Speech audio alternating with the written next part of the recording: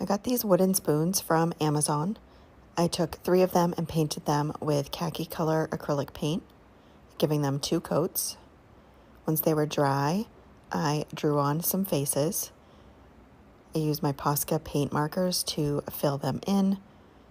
I did 2 ovals for the eyes, a squiggly line for the mouth, dried those completely, and then I took the black paint again and drew some stitching on the mouth. Then erased my pencil mark for the nose so you couldn't see it. I filled that in with my orange paint marker.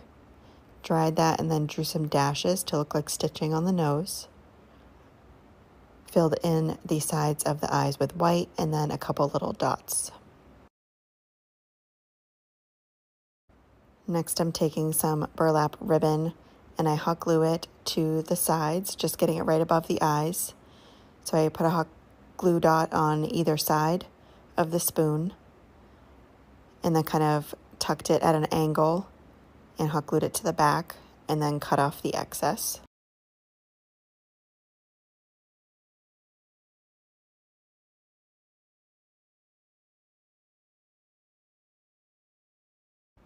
Next, I'm taking some twine and just tying a knot on the hat and bunching out the top so it's a little fuller.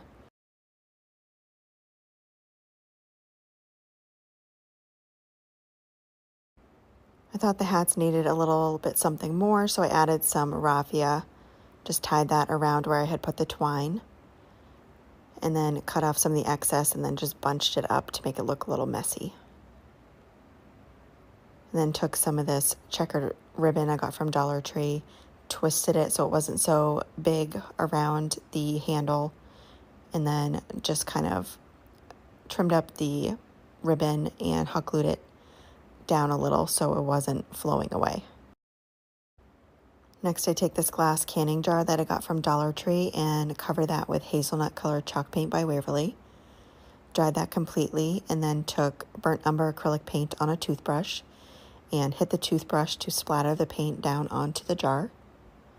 Dried that completely and then covered with a layer of Mod Podge.